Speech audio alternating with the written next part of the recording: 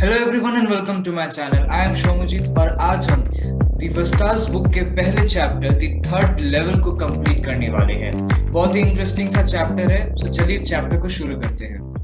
Chapter को शुरू करने से पहले ऑथर के बारे में थोड़ा सा जान लेते हैं। तो थर्ड लेवल के ऑथर है जैक फिनी, जो कि एक अमेरिकन ऑथर है और उनकी ज्यादातर जो बेस्ट स्टोरीज रह चुके हैं वो नॉर्मली साइंस फिक्शन और थ्रिलर्स थे। तो इसी के साथ चैप्टर की रीडिंग शुरू करते हैं। The president of the New York Central and the New York New Haven and Hartford railroads will swear on a stack of timetable that there are only two, but I say there are three because I have been on the third level of the Grand Central Station. So ये chapter actually Charlie के बारे में है, जो कि 31 year old है और उनके साथ कुछ एक मिस्टीरियस सा इंसिडेंट हुआ है और ये चैप्टर उसी पे बेस्ड है। वो बताते हैं कि क्या हुआ था। चैप्टर की शुरुआत भी वैसे ही होती है।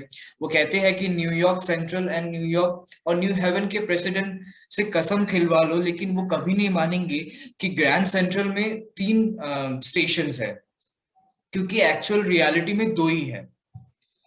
Yes, I have taken the obvious step. I talked to a psychiatrist friend of mine, among other. I told him the third level at Grand Central Station, and he said it was a waking dream fulfillment. He said I was unhappy. That made my wife kind of mad. But he explained that he meant the modern world is full of insecurity, fear, war, worry, and all the rest of it. All that I just want to escape. Well, who doesn't? Everybody I know want to escape, but they don't wander down into a third level at Grand Central Station. So Charlie कहते हैं कि उनके साथ जो incident हुआ था वो actually ये हुआ था कि सबको पता है कि ग्रैंड सेंट्रल में 2 स्टेशन है, लेकिन उन्होंने एक बार थर्ड लेवल को विजिट किया था, मतलब थर्ड स्टेशन भी विजिट किया था, जो एक्चुअल में पॉसिबल नहीं है। लेकिन वो ये कहते हैं कि इस चीज को मतलब इस चीज को कहने के लिए, मतलब या फिर इस चीज को क्लैरिफाई करने के लिए वो अपने साइकाइट्रिस्ट फ्रेंड के पास गए थे कि क्या वो पागल वागल तो नहीं हो गया ना, तो वही चेक कराने। तो वही वही कहते हैं कि मैं वहां पे गया था, मैंने अपने खुद के मेंटल स्टेट को भी वेरीफाई करा है। सो मैं जो बोल रहा हूँ वो सही बोल रहा हूँ। तो फिर चार्ली कहते हैं कि अ, मैं मेरे जो फ्रेंड है, साइक्राइटिस्ट फ्रेंड है, उन्होंने कहा कि मे बी ये एक वेकिंग ड्रीम था, क्योंकि चार्ली सिटी से था, वो अर्बन लाइफ जी रहा था।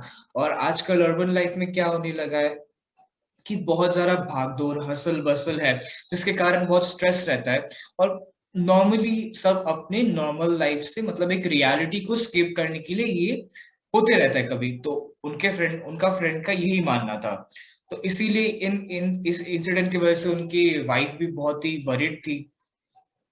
तो अल्टीमेटली उसके फ्रेंड ऐसा कहते हैं, जो कि ऑब्वियसली कोई नहीं मानेगा। जो चीज एग्जिस्ट नहीं करता है, अचानक से एक थर्ड लेवल आ जाए, तो ऑब्वियसली कोई ऐसा ही कहेगा। But that's the reason, he said, and my friends all agree. Everything points to it, they claim. My stamp collecting, for example, that's a temporary refuge from reality. Well, maybe, but my grandfather didn't need any refuge from reality. Things were pretty nice and peaceful in this day. From I hear, and he started my collection. It's nice collection too. President Roosevelt collected stamps too, you know. So Charlie कहते हैं कि अगर ऐसा ही है, फिर तो मेरे जो ग्रैंडफादर है वो भी स्टैम्प कलेक्शन करते थे। और उनके फ्रेंड्स भी बताते हैं, जैसा कि उनके फ्रेंड्स ने, जब वो फ्रेंड्स अपने फ्रेंड्स को समझा रहे थे या फिर अपने फ्रेंड्स को जब वो बता रहे थे ये थर्ड लेवल के बारे में, तो उनके फ्रेंड्स ने ये भी कहा कि जैसे कि तुम्हारा स्टैम्प कलेक्टिंग का जो हैबिट है वो भी काइंड ऑफ एक रियलिटी से, मतलब एक टेम्परेरी रेफ्यूज है। तो इसी बात को जस्टिफाई करने के लिए चार्ली कहते हैं कि मेरे ग्रैंडफादर भी उनका भी एक हैबिट था, मतलब स्टैम्प कलेक्टिंग एक काइंड ऑफ एक हैबिट था। तो इसका मतलब तो ये नहीं कि वो भी टेम्पररी रेफ्यूज ले रहे थे, क्योंकि उस टाइम पे तो कोई स्ट्रेस वगैरह नहीं था। Life was much more peaceful that time. तो वो इस चीज से वो मतलब आर्ग्यूमेंट करते हैं, वो कहते हैं कि उस टाइम पे तो ऐसा नहीं था, तो आप कैसे बोल सकते हो। इवन प्रेसिडेंट रूजवेल्ट जो है वो भी स्टैम्प कलेक्ट करते थे, इसका मतलब तो ये नहीं है कि वो भी टेम्परेरी रेफ्यूज ले रहे थे। तो ऐसे वो आर्ग्यू करते हैं अपने फ्रेंड से। Anyway, there's what happened at Grand Central. One last night, summer, I worked late at the office. I was in a hurry to get uptown to my apartment, so I decided to take the subway from Grand Central because it's faster than the bus. Now I don't know why this should have happened to me. I'm just an ordinary guy named Charlie, 31 years old, and I was wearing a tan gabardine suit and a straw hat with a fancy band. I passed a dozen men who looked just like me. So अब Charlie main मुद्दे पे आते हैं। वो अब जो उनका मतलब वो जो उनका उस दिन का जो विजिट था गैंग सेंट्रल में, उस चीज को वो डिस्क्राइब करते हैं। तो वो कहते हैं कि उस दिन मतलब नॉर्मल डे की तरह एक समर नाइट था उस दिन, तो वो अपने ऑफिस से रिटर्न कर रहे थे अपने अपार्टमेंट में, क्योंकि बहुत देर हो गया था। तो उन्होंने सोचा कि क्यों ना सबवे ले ली, मतलब सबवे से होकर मतलब ट्रेन से होकर जाते रादर देन बस, क्योंकि ट्रेन से जाएंगे तो जल्दी होगा। तो वो कहते कि एक नॉर्मल सा दिन था, मतलब मैं नॉर्मल मतलब लोगों से मिला, मैं पास कर रहा था, तो ऐसे ही वो डिस्क्राइब करते हैं। And I wasn't trying to escape from anything. I just wanted to get home to Louisa, my wife. So वो कहते हैं कि मतलब एक नॉर्मल सा दिन था, ना ही कोई स्ट्रेस था, ना ही कोई प्रॉब्लम हुआ था, ना ही किसी से झगड़ा हुआ था। तो मतलब उस दिन वैसा कुछ था ही नहीं जो चीज मतलब अभी उनको उनके फ्रेंड्स कह रहे हैं कि एक टेम्पररी रेफ्यूज था या फिर कोई वरी की वजह से तुम अपनी स्ट्रेसफुल लाइफ से तुम स्केप करना चाहते थे। तो वैसा कुछ नहीं था, एक नॉर्मल डे था, और वो अपनी वाइफ से मिलने के लिए वापस जा रहे थे। I turned into Grand Central from Vanderbilt Avenue and went down the steps to the first level, where you take trains like the 20th century. When I walked down another flight to second level, where the suburban trains live from, ducked into an arched doorway, heading for the subway and got lost. So अब mainly वो किस कैसे पहुंच गए वहां पर उस चीज को बताते हैं। तो चार्ली क्या बोलते हैं, पहले फर्स्ट फ्लोर पे आए, I mean the first level पे गए, देन वो नीचे गए सेकंड लेवल पे। फिर वो करते करते यहाँ पे लास्ट लाइन में जैसे लिखा हुआ है, ducked into an arch doorway heading for subway and got lost. तो एक डोरवे जो कि नया एक था, मतलब उन्हें मतलब एक न्यू वे था, क्योंकि आने वाले मतलब नेक्स्ट लाइन में वो कहेंगे कि मतलब कैसे न्यू न्यू प्लेसेस वो विजिट करते थे every time he visited the Grand Central Station. So वैसे ही वो एक उन्हें एक डोरवे मिला, तो उधर से जब वो पास किए तब वो खो गए। That's easy to do. I have been in and out of Grand Central hundred of times, but I am always bumping into new doorways and stairs and corridors. Once I got into a tunnel about a mile long and came out in the lobby of Roosevelt Hotel. Another time I came up in an office building on 46th Street, 3 blocks away. सो अब जैसा कि मैंने कहा पहले कि वो Charlie describe करते हैं कि every time we visited Grand Central station, तो किसी ना किसी बार वो जो एक नया नया रास्ता मिलता था, तो कभी वो कहीं और पहुंच जाते थे, कभी वो होटल की लॉबी में पहुंच जाते थे, तो कभी वो ऑफिस बिल्डिंग के वहां पे पहुंच जाते थे। तो वो ऐसे डिस्क्राइब करते चीजों को। अब यहाँ पर गौर करने वाली बात ये है कि देखो रियलिटी में तो पॉसिबल नहीं है, ऑब्वियसली एक इमेजिनेशन है, राइट। लेकिन चार्ली ने यहाँ पर रियलिटी और इमेजिनेशन को दोनों एक साथ लेकर ही डिस्क्राइब किया है, क्योंकि ऐसा नहीं है कि वो अपने इमेजिनेशन में खो गए थे, क्योंकि हमने लास्ट पैराग्राफ में भी देखा कि वो अपने वाइफ के बारे में डिस्क्राइब कर रहे थे कि वो अपने लाइफ मतलब उनके घर पहुंच रहे थे। तो यहाँ पर वो रियलिटी को साथ में रखकर वो चीजों को डिस्क्राइब कर रहे थे। और जैसा कि यहाँ पर उन्होंने कहा कि बहुत सारे मतलब हर बार वो अलग अलग डेस्टिनेशन में पहुंच जा रहे थे फ्रॉम ग्रैंड सेंट्रल स्टेशन। तो ऐसे अगर देखा जाए तो अगर उनके साइकियाट्रिस्ट फ्रेंड के डिस्क्रिप्शन के अगर माने, तो मे बी हर बार वो ऑफिस स्ट्रेस के वजह से वो नए नए मतलब वो अपनी रियलिटी से बाहर चले जा रहे थे, मे बी मतलब ये एक इंटरप्रिटेशन हो सकता है स्टोरी का।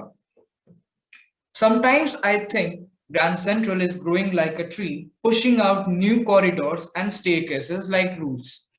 There's probably a long tunnel that nobody knows about filling its way under the city right now.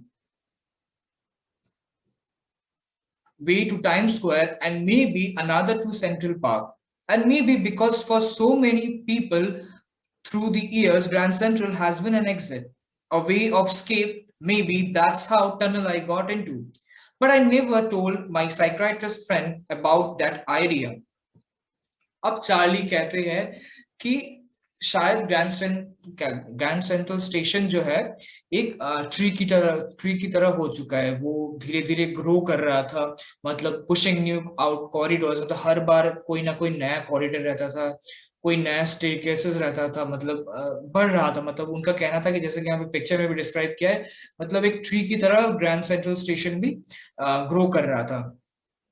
और वो कहते हैं एक सरकाइस्टिक मैनर में, मे बी बिकॉज ये लोगों का रियलिटी फ्रॉम मतलब स्केप फ्रॉम रियलिटी है, इसलिए मे बी ऐसा हर बार लोग वहां जाकर खो जाते थे और नए नए जगह पे चले जाते थे। और उन्होंने ये वाला जो आइडिया था अपने फ्रेंड को नहीं बताया था, जैसा कि यहाँ पे कहा गया है, but I never told my psychiatrist friend about that idea कि ग्रैंड सेंट्रल स्टेशन ग्रो कर रहे, क्योंकि ऑब्वियसली उनकी बातों को कोई मान ही नहीं रहा था। ऐसा लग रहा, मतलब सबको लग रहा था या तो चार्ली पागल हो चुका है या फिर वो बना बना कर बोल रहा है कुछ story. The corridor I was in began angling left and slanting downward, and I thought that was wrong. But I kept on walking. All I could hear was the empty sound of my own footsteps. I didn't pass a soul. Then I heard that sort of hollow roar ahead. That means open space and people talking. The tunnel turned sharp left. I left I went down a short flight of stairs and came out on the third level at Grand Central Station. So अब Charlie कहते हैं कि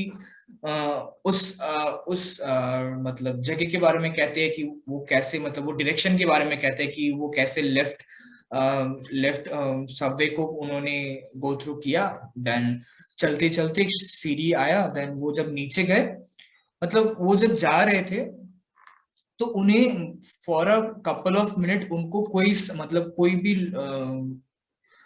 human being नजर नहीं आया। उन्हें लगा कि उन्हें बस अपने फुटस्टेप्स का ही साउंड सुनाई दे रहा था। लेकिन थोड़ी देर के बाद जब वो सीढ़ियां क्रॉस कर गए और जब वो पहुंचने ही वाले थे तो उनको धीरे धीरे एक ओपन स्पेस और कहीं ना कहीं एक हसल और बसल मतलब साउंड सुनाई दे रहा था, जो कि एक इंडिकेशन था कि यहाँ पर लोग हैं, right. For just a moment, I thought I was back on the second level, but I saw the room was smaller.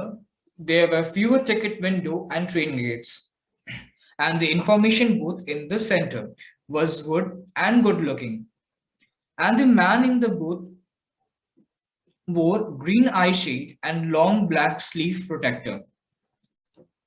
Hello everyone, I hope you guys are doing great and the episode till now has been a great help for you guys. And I am very delightful to share that I have a small and a helpful gift for you guys. ज़्यादा कुछ नहीं है, बस कुछ steps बता रहा हूँ, follow कर लो। सो कुछ नहीं है, एक यूट्यूब का चैनल है जिसका नाम है शौमजीत, मजाक करो, मेरा ही चैनल है, राइट। तो कुछ नहीं करना, वहाँ पे जाना चैनल पे, मैंने यहाँ पर और यहाँ पे प्लेलिस्ट में देखना, एक नोट्स का मैंने डेडिकेटेड एक प्लेलिस्ट है यहाँ पर। इस नोट्स में फॉर एग्जांपल मैं दिखा रहा हूँ द लास्ट लेसन का है, ठीक है। तो अब देखो इसके डिस्क्रिप्शन में जाना, यहाँ पे लिंक फॉर नोट्स होगा। जैसे ही तुमने लिंक फॉर नोट्स को क्लिक किया एक पेज खुल जाएगा, राइट। एक पेज खुलेगा, खुल जा, यस। सो ये पेज आ गया, राइट। अब इस नोट्स में तुम्हारे सब कुछ इंटीग्रेट किया हुआ है। तुम्हारा समरी हो गया, चैप्टर के एनसीईआरटी चैप्टर के word meanings, question answer, NCERT text book solution, previous question, सब कुछ है। सो मेरे तरफ से ये एक डेडिकेटेड सा गिफ्ट है आप सभी के लिए। इसमें सारे नोट्स है, सारे मेंशन किए गए हुए हैं, तो इस चीज का बहुत भरपूर मजा ली। यूजफुल है चीज, डाउनलोड करो इसको, प्रिंट करो। Thank you and I hope आप ऐसे ही सपोर्ट करते रहेंगे। चैनल को सब्सक्राइब कर लीजिए, शेयर कर दीजिए। Okay, so back to the episode. So अब चार्ली थर्ड लेवल में पहुंच गए, लेकिन जब वो पहुंचे उनको एक सेकंड की लगा कि क्या वो फिर से सेकंड लेवल पे ही पहुंच गए हैं, क्योंकि ऑब्वियसली उनका वो पहला एक्सपीरियंस था। तो उनको तो पहले समझ में नहीं आया था कि क्या वो थर्ड लेवल है, तो उनको अचानक से पहले लगा कि शायद वो फिर से कोई ना कोई सीढ़ी से होकर वो मे बी उसी जगह पे पहुंच गए जहां पर वो थे, मतलब सेकंड लेवल में ही पहुंच गए। देन धीरे धीरे उनको नजर आया कि वहां पे ट्रेन गेट्स है, फिर एक इंफॉर्मेशन बूथ है, टिकट टिकट बूथ है, वहां पर टिकट काउंटर है वहां पर, जो कि वुड का बना हुआ था। सो उनको एक कहीं ना कहीं मतलब धीरे धीरे रियलाइजेशन होना शुरू हुआ कि नहीं, ये प्रेजेंट सिनेरियो नहीं है, प्रेजेंट टाइम में ऐसा वुड के मतलब ट्रेडिशनल जो मतलब पहले मतलब क्या बोलते हैं रेट्रो सीरीज में जो होता था, मतलब काइंड ऑफ वैसा उनको दिखाई देने लगा। The lights were dim and sort of flickering. Then I saw why they were open flame gas lights. There were brass pitons on the floor, and across the station, a glint of light caught my eye. A man was pulling a gold watch from his vest pocket. सो अब Charlie कहते हैं कि वहां पे उन्हें सब कुछ मतलब पुराने जमाने का सब कुछ दिख रहा था। फॉर एग्जाम्पल जो कि उन्हें मतलब जो जिसकी वजह से उन्हें रियलाइजेशन हुआ बेसिकली कि वहां पर जो ओपन फ्लेम गैस लाइट्स थे, मतलब नॉर्मली आजकल जो इलेक्ट्रिक लैंप्स होते हैं मतलब लगाए हुए, वो नहीं था, उसके जगह पे गैस लाइट्स थे। लाइट्स फ्लिकरिंग थी, मतलब कंडीशन ओल्ड ओल्ड टाइम्स की तरह थी। तो उन्हें धीरे धीरे जिसका रियलाइजेशन हो रहा था कि नहीं, मैं कहीं और पे कहीं और हूँ, मैं थर्ड लेवल बोल के एक नया जगह है जो मैंने डिस्कवर किया है। He snapped open the cover, glanced at his watch, and frowned. He wore a derby hat, a black four-button suit with tiny lapels, and he had a big black handleback mustache. Then I looked around and saw that everyone in the station was dressed like 1819 something. I never saw so many beards, sideburns, and fancy mustaches in my life. A woman walked in through the train gates. She wore a dress with leg of mutton sleeves and skirt to the top of her high button shoes. Back of her, out on the track, I caught a glimpse of a locomotive. सो अब Charlie क्या वहां के लोगों को describe करते हैं। वो कहते हैं कि मतलब फॉर एग्जांपल एक फर्स्ट ऑफ ऑल एक मेल को वो मतलब डिस्क्राइब करते हैं कि उन्होंने कैसे सूट्स पहने हुए थे, बियर्डेड थे वहां के। तो वो चार्ली कहते हैं कि मैंने ऐसा पहन मतलब ऐसा आउटफिट और ऐसा बियर्ड्स वाले लोग मतलब पहली बार वो देख रहे थे। नॉर्मल वो जो वो जस्ट प्रेजेंट मोमेंट में जी रहे थे, उस जमाने में वैसा नहीं हुआ करता था। सो सब कुछ वहां पर एंशियंट था, मतलब सब कुछ 19 सेंचुरी की तरह, मतलब सिनेरियो वैसा ही था कि वो 19 सेंचुरी में मतलब सब लोग एंशियंट ड्रेसिंग में थे। सो इस तरीके से चार्ली उस जगह को मतलब उस जगह के लोगों को डिस्क्राइब करते हैं। Back of her, out on the track, I caught a glimpse of a locomotive, a very small Courier and Ives locomotive with a funnel-shaped stack. And then I knew, to make sure, I walked over to a newsboy and glanced at the stack of papers at his feet. It was the World, and the World hasn't been published for years. The lead story said something about President Cleveland. I have found that front page since in the public library files, and it was printed June 11, 1894. So finally अब Charlie को एक बहुत ही अच्छा खासा evidence मिल गया और अच्छा खासा प्रूफ मिल गया कि वो 19th सेंचुरी मतलब वो पास्ट में ट्रैवल कर चुके हैं, या फिर वो पास्ट में थे। अभी ये प्रेजेंट सिनेरियो नहीं था। कैसे? वो एक न्यूज मतलब उन्होंने फर्स्ट ऑफ ऑल वो लोकोमोटिव मतलब वो बहुत ही पुराने जमाने के ट्रेन्स देखे। तो अब मतलब चार्ली को ये पक्का करना था कि क्या वो सच में ये चीजें जो देख रहा है वो सच था या फिर क्या था। तो वो वहां पे वो एक न्यूज बॉय को देखता है, उसके पास भागा जाता है और वहां पर दी वर्ल्ड, यहाँ पे देखो पिक्चर में डिस्क्रिप्शन भी है, दी वर्ल्ड बोल के इस न्यूज़पेपर को देखता है। और चार्ली का कहना है कि दी वर्ल्ड सिंस बहुत ईयर तक पब्लिश ही नहीं हुए थे। और उसमें जो फर्स्ट पेज पे जो स्टोरी थी, फ्रंट पेज पे जो स्टोरी थी प्रेसिडेंट क्लीवलैंड के बारे में, वो आज का नहीं था, वो बहुत दिन पहले का था। और चार्ली ने पब्लिक लाइब्रेरी में देखा था। और सबसे बड़ा एविडेंस तो ये था कि उसमें जो डेट था June 11, 1894 का। तो डेट जब लिखा हुआ है और वो जब उस टाइम का पेपर था, ऑब्वियसली अब चार्ली को कहीं ना कहीं रियलाइज होने लगा चीजों के बारे में। I turned towards the ticket window, knowing that here on the third level at Grand Central, I could buy tickets that would take Louisa and me anywhere in the United States we want to go in the year 1990, in the year 1894, and I wanted 2 tickets to Galesburg, Illinois. So अब देखो, Charlie कहता है कि ठीक है, अब तो मैं समझ गया ये थर्ड लेवल है, अब मैं टिकट्स खरीद, ऑब्वियसली यहाँ पे ट्रेन है तो मैं टिकट्स खरीद लेता हूँ। मैं टिकट्स खरीद लूंगा तो मैं अपने वाइफ के साथ गेल्सबर्ग इलिनॉय जाऊंगा। सो फिर से देखो कि चार्ली इमेजिनेशन के साथ साथ रियलिटी को हर बार कैरी कर रहा है। वो अपनी वाइफ के बारे में फिर से, नॉर्मली अगर कोई इमेजिनेशन होता अगर, तो वो उसके बाद वो अपने दुनिया में खोया हुआ रहता, वो कम्प्लीटली डिफरेंट होता। लेकिन यहाँ पर इमेजिनेशन को हर बार वो साथ में लेकर ही वो डिस्क्राइब कर रहा है अपने स्टोरी को और अपने इस इंसिडेंट को जो वो फेस किया था ग्रैंड सेंट्रल स्टेशन में, right. Have you ever been there? It's a wonderful town still, with big old frame houses, huge lawns, and tremendous trees whose branches met overhead and roofed the street. And in 1894, summer evenings were twice as long, and people sat out on their lawns, the men smoking cigars and talking quietly, the women waving palm leaf fans with the fireflies all around.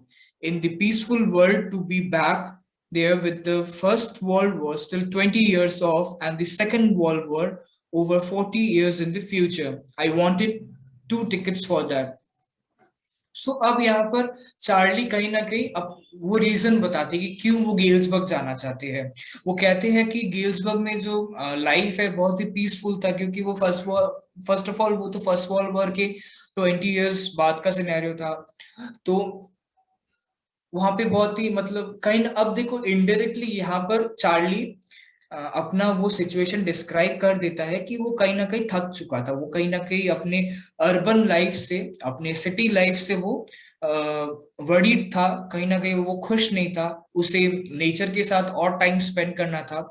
उसे summer evenings, मतलब summer evenings हो गया, फिर यहाँ पे वो describe करता है लॉन्स के बारे में, फायरफ्लाइज के बारे में। मतलब कहीं ना कहीं वो नेचर से कनेक्ट होना चाहता था, जो कि अर्बन लाइफ में मिस हो जाता है।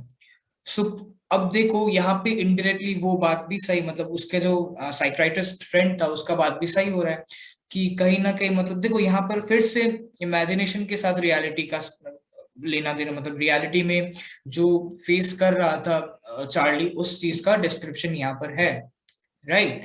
तो ये बात को समझना पड़ेगा कि वो क्यों बोल रहा था ये चीज, वो क्यों डिस्क्राइब कर रहा था कि वो पीसफुल वर्ल्ड में जाना चाहता है। ऑब्वियसली बिकॉज वो अपने वर्क लाइफ से बहुत ज्यादा स्ट्रेसफुल हो चुका था, तो उसे कहीं ना कहीं वेकेशन चाहिए था। तो वो डिसाइड मतलब उसे लगता है कि क्यों ना टिकट्स खरीद के वहां पे घूम के आया जाए। The clerk figured the fare. He glanced at my fancy hatband, but he figured the fare, and I had enough for 2 coaches tickets one way. But when I counted out the money and looked up, the clerk was staring at me. He nodded at the bills. That aren't money, mister, he said. And if you're trying to skin me, You won't get far. And he glanced at the cash drawer beside him. Of course, the money was old style bills, again, half again as big as money we use nowadays, and different looking. I have turned away and out, got out fast. There's nothing nice about jail, even in 1894. So अब Charlie आगे बढ़ते हैं ticket counter के वहां पर ticket खरीदने के लिए।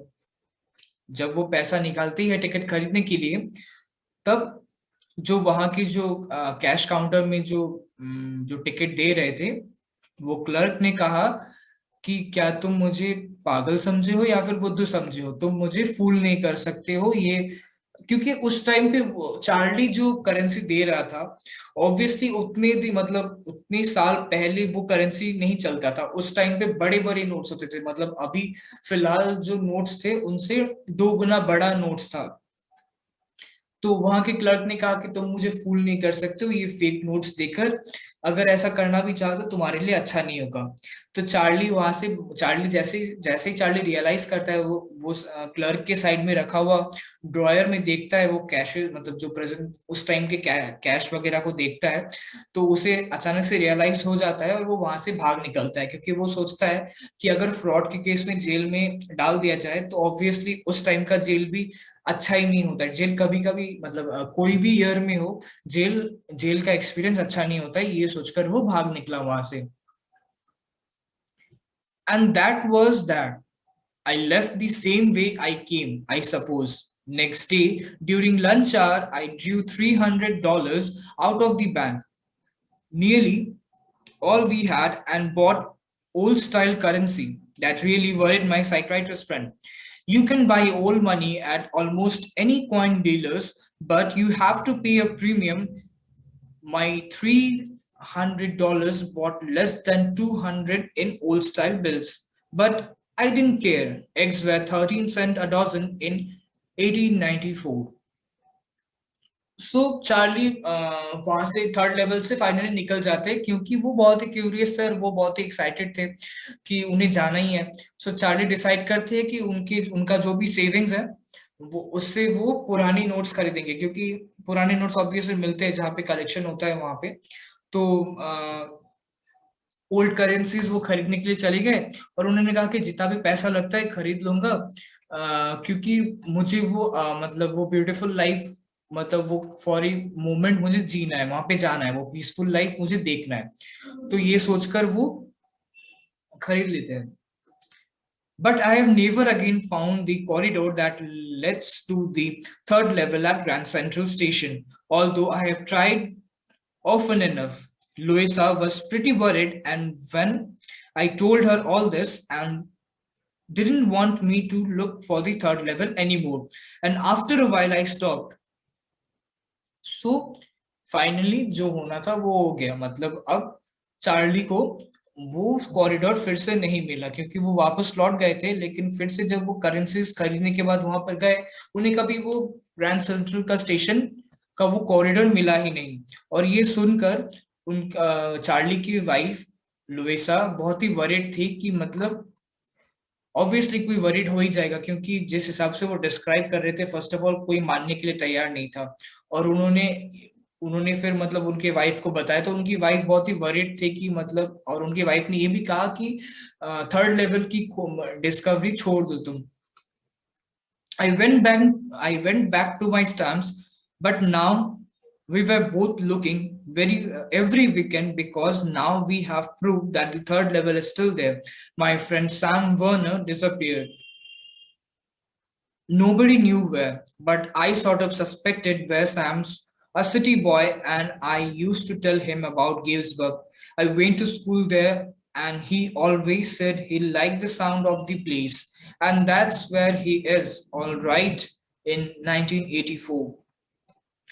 सो चार्ली कहते हैं, अब चार्ली के साथ कुछ अजीब सा होने वाला है, उसको उनको एक और एविडेंस मिलने वाला है, तो उसी का काइंड ऑफ प्रीकैप वो दे रहे हैं। वो कह रहे हैं कि जो इंसिडेंट होने वाला है उसके बाद से वो और उनकी वाइफ, वो वाइफ जो उनको मना कर रही थी, वो दोनों मिलकर अब थर्ड लेवल की खोज करने लग गए थे। क्योंकि उनका जो फ्रेंड था सैम, सैम वर्नर, वही सैम वर्नर जो उनके साइक्राइटिस्ट फ्रेंड है, उसी के नाम सैम वर्नर है। सो वो अब डिसअवेयर हो चुके थे। अब डिसअपेयर होके कहाँ गए, क्यों गए, किसी को नहीं पता था। लेकिन चार्ली को वो चीज एक्चुअली मिल जाता है, एविडेंस कि वो कहाँ गए थे। सो लेट्स सी, हम लोग आगे पढ़ते हैं क्या है उसमें। Because one night, fushing with my stamp collection, I found. Well, do you know what a first day cover is? When a new stamp is issued, stamp collector buy some and use them to mail envelopes to themselves on the very first day of sale. And the postmark proved the date. The envelope is called a first day cover. They are never opened. You just put blank paper in the envelope. So Charlie का जो habit था, मतलब stamp collection का जो एक habit था। सो वही stamps के जो उनका कलेक्शन है, वो एक दिन एक रात वो मतलब उस स्टैम्प कलेक्शन के साथ ही इधर उधर मतलब देख रहे थे, मतलब अपनी कलेक्शन को गो थ्रू कर रहे थे। तो उस वक्त उन्हें एक फर्स्ट डे कवर मिला। और फर्स्ट डे कवर क्या होता है? फर्स्ट डे कवर एक एक्चुअली जब कोई भी नया स्टैम्प लॉन्च होता है, निकल आई मीन इशू होता है पोस्ट ऑफिस से, तब जो स्टैम्प कलेक्टर्स होते हैं, जैसे कि चार्ली हुआ या फिर जो भी स्टैम्प कलेक्टर्स होते हैं, वो लोग क्या करते हैं, वो first day, very first day वो स्टैम्प्स को खरीदते हैं और अपने ही नाम पे वो एक पोस्ट कर देते हैं, एक एम्प्टी, एक वैकेंट उसमें, मतलब वो एनवलप में खाली सा पेपर, ब्लैंक पेज या फिर कुछ भी डालकर वो पोस्ट कर देते हैं। जिससे क्या होता है, जब वो डिलीवर होता है तो उस पे डेट, मतलब जो फर्स्ट डे था उस चीज का डेट उस पे आ जाता है। तो स्टैम्प कलेक्टर्स नॉर्मली ये करते हैं, और इसी को फर्स्ट डे कवर भी कहते हैं, right? So that night, among my oldest first day covers, I found one that shouldn't have been there, but there it was. It was there because someone had mailed it to my grandfather at his home in Galesburg. That's what the address on the envelope said, and it had been there since July 1894. The postmark showed that, yet I didn't remember it all. The stamp was 6 cent dull brown with a picture of President Garfield. Naturally, when the envelope came to Granddad in the mail, it went right into his collection and stayed there till I looked it out and opened it. So, उस stamp collection में Charlie को एक बहुत ही mysterious सा letter मिलता है, जो कि सैम ने लिखा था, सैम बर्नर ने लिखा था चार्ली के ग्रैंडफादर को। अब चार्ली के पास बहुत सारे फर्स्ट डे कवर्स था, जिनमें से ये एक वो था। और चार्ली कहते हैं कि मैंने ये पहले, मतलब मैंने ये पहले ठीक से देखा नहीं था, ये 6 सेंट का जो स्टैम्प था डल ब्राउन कलर में, ये मैंने पहले देखा नहीं था। और उसमें जो डेट था वो 8 जुलाई 1894 का, वही डेट जब जो फर्स्ट डे, मतलब दी वर्ल्ड पेपर में जो थर्ड लेवल के एक्सपीरियंस में चार्ली ने देखा था, एग्जैक्टली वही डेट था, राइट? और यहाँ पे ऐसा भी कहता है कि naturally when the envelope came to granddad in the mail, it went right into his collection. जैसा कि पहले चार्ली ने डिस्क्राइब किया था कि उनका जो स्टैम्प कलेक्शन का जो हैबिट है, वो एक्चुअली उनके ग्रैंडफादर से उन्होंने मतलब सीखा था, या फिर वहीं से, क्योंकि उनके ग्रैंडफादर भी करते थे, उनको देख देख कर उनको भी एक इंटरेस्ट आ गया था। तो वो कहते हैं कि शायद वो जो लेटर आया होगा वो डायरेक्टली ग्रैंडफादर ने अपने कलेक्शन में डाल दिया होगा, और वो इतने दिन के बाद खोलने वाले जा रहे, मतलब खोलने वाले थे। So the paper inside wasn't blank. It read 941 Williard Street, Galesburg, Illinois, July 18, 1894. Charlie, I got to wish that you were right. When I got to believing you were right, and Charlie, it's true. I found the third level. I have been there 2 weeks, and right now, down the street at the Delhi, someone is playing a piano, and they are all out on the front porch singing, seeing Nelly home, and I am invited over for lemonade. Come on back, Charlie and Louisa. Keep looking till you find the third level. It's worth it, believe me. So Charlie वो letter को खोलते हैं, और वो letter blank नहीं था। उसमें Sam ने लिखा है कि सैम ने लिखा है कि वो रियलाइज करता है, और वो जैसे ही रियलाइजेशन उसको होता है, वो थर्ड लेवल की खोज में निकल पड़ता है और वो थर्ड लेवल में पहुंच चुका है अभी फिलहाल वो थर्ड लेवल से, इसीलिए वो थर्ड लेवल से वो लेटर उसने लिखा था। और वो सैम ये भी कहता है कि वहां पर उसने अभी तक फिलहाल अभी तक क्या क्या एक्सपीरियंस किया, मतलब वहां के लोगों के साथ पियानो, मतलब playing a piano. Then last में सैम कहते हैं कि तुम लोग भी आ जाओ, चार्ली और लुइसा तुम लोग भी आ जाओ, क्योंकि ये थर्ड लेवल का जो एक्सपीरियंस है या फिर गिल्सबर्ग इलिनॉय का जो एक्सपीरियंस है ये वर्थ इट है, राइट। और the note is signed Sam. At this stamp and coin store I go to, I found out that Sam bought $800 worth of old style currency that ought to set him up in a nice little hay, feed and grain business. He always said that he really wished he could do, and he certainly can't go back to his old business, not in Galesburg, Illinois, in 1894, his old business. Why? Sam was my psychiatrist. So, इसी चीज को verify करने के लिए क्या ये सच है या फिर नहीं है, चार्ली नेक्स्ट डे स्टैम्प के दुकान, I mean the currency, old currency के दुकान पे जाते हैं, जहां पर वो भी एक टाइम पे गए थे करेंसी एक्सचेंज करने के लिए। तो उनको ये पता चला कि सैम ने $800 वर्थ के ओल्ड स्टाइल करेंसी खरीदे थे। ये बहुत बड़ा अमाउंट होता है एक्चुअली, राइट। तो सैम चार्ली ये भी कहते हैं कि इस अमाउंट से वो अपना, मतलब सैम एक टाइम पे, सैम को जब, मतलब एक्चुअली चार्ली के साथ जब भी मुलाकात होता था सैम का, तो चार्ली हमेशा उसको मतलब अपने अपने मतलब गेल्सबर्ग का एक्सपीरियंस वगैरह बताता था। तो सैम को बहुत ज्यादा इंटरेस्ट था, बहुत ही क्यूरियस था, और वो कहता था कि गेल्सबर्ग सुनने में तो बड़ा अच्छा जगह है, मुझे कभी ना कभी तो जरूर विजिट करना है, राइट। और वो उसने एक टाइम पे ये भी कहा था कि वहां पर उन्हें एक बिजनेस स्टार्ट करना है, मतलब एक ग्रेन बिजनेस स्टार्ट करना है। और ऑब्वियसली वहां पर तो मतलब उस टाइम पे 1894 में तो उनका जो नॉर्मल बिजनेस है वो तो चलेगा नहीं, चार्ली कहते हैं, क्योंकि वो तो एक साइक्राइटिस्ट था, और उस टाइम पे तो वैसे मतलब साइक्राइटिस्ट का कोई जरूरत ही नहीं था, क्योंकि तभी लाइफ बहुत पीसफुल था। तो यही कहकर ये स्टोरी एंड हो जाता है। सो बहुत ही काइंड ऑफ इंटरेस्टिंग कह सकते हो, या फिर बहुत ही मिस्टीरियस सा चैप्टर है, क्योंकि कहीं ना कहीं क्लियर नहीं है। ऑब्वियसली रियलिटी इमेजिनेशन दोनों को पैरेलली रखकर चीजें हो रही है। सो बहुत ही अच्छा चैप्टर है, एंड आई होप आप सबको ये एक्सप्लेनेशन पसंद आया हो। अगर पसंद आया है तो लाइक करो, शेयर करो, सब्सक्राइब करो। देखो वेस्टास का ये जो पहला चैप्टर था, और ये काइंड ऑफ कंपैरेटिवली छोटा था compare to other chapters. Probably अगर नेक्स्ट वीडियोस चैप्टर में आएगा तो आई थिंक वो मैं पार्ट्स में डिवाइड कर दूंगा, मतलब एक वीडियो में बहुत ज्यादा लंबा हो जाता है।